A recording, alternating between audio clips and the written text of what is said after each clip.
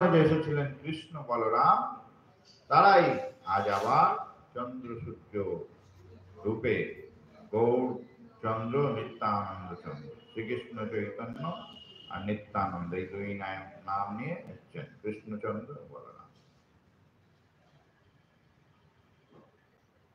আমার পরমারাধ্য গুরু মহারাজ ডক্টর মহানামব্রত ব্রহ্মচারী, যাকে তার গুরুদেব ভাগবত গঙ্গোত্তরী উপাধি দিয়েছিলেন এবং যাকে চলন্ত ভাগবত বলা হয়,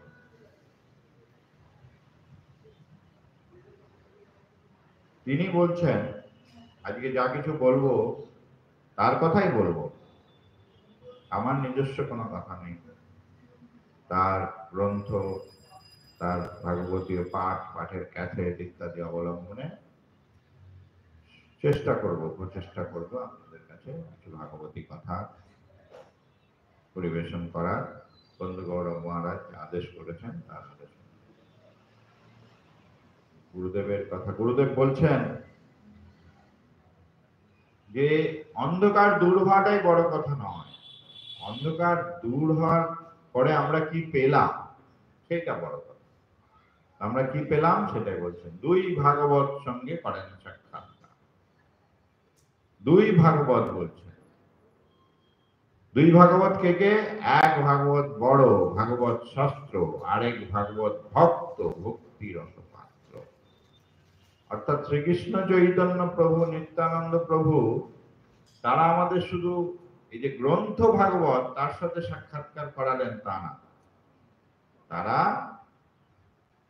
অগণিত ভক্ত মন্ডলী সাথে নিয়ে এসে, গুরু মহারাজ বলছেন যেন একটা ভক্তের গ্যালাক্সি, অর্থাৎ এই ছোট ছোট ছোট অনেক তারা মিলে গ্যালাক্সি বলে, এরকম অগণিত ভক্তের যেন একটা গ্যালাক্সি। এবং শক্তিধর ভক্ত, তারা ভক্ত বলে তারা দিনহীন বেশে আছে, কিন্তু শক্তিধর, এক একজন ব্রহ্মাণ্ড তাড়িতে পারে, এরকম সব ভক্তদের নিয়ে তারা এসে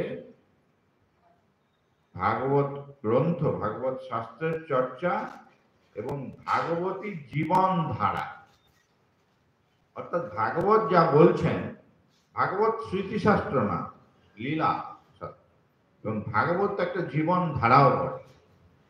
তো সেইটা তারা আচরণ করে দেখালেন। আমরা যেটা বলছি, হ্যাঁ, যে রাধা গোবিন্দের লীলা অপ্রাকৃত, নিষ্কাম আর আস্বাদন নিষ্কাম, এগুলো তারা জীবনে আচরণ করে দেখালেন।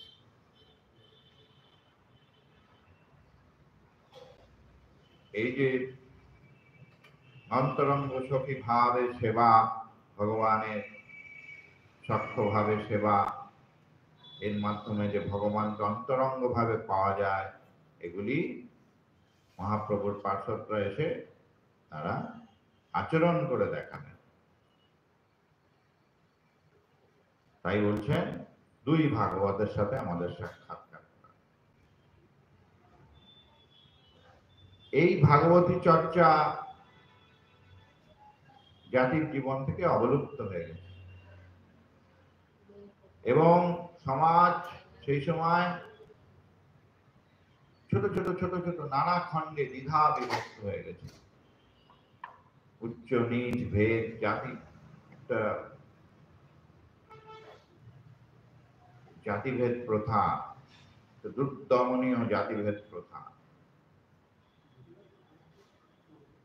এটা সমাজকে, আমাদের সনাতন ধর্মের সমাজকে বিভক্ত করে দিয়েছিল এবং দলে দলে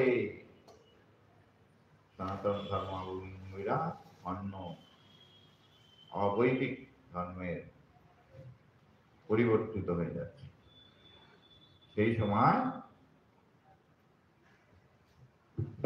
মহাপ্রভু এসে ভাগবতী চর্চা এবং ভাগবতী জীবনধারা দিয়ে আমাদের রক্ষা করলেন।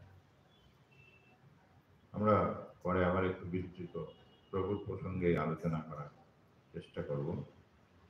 প্রভু বন্ধু সুন্দর এবং মহাপ্রভু তো অভেদ, মহাপ্রভুই আরেক অনু অবলম্বন করে বন্ধু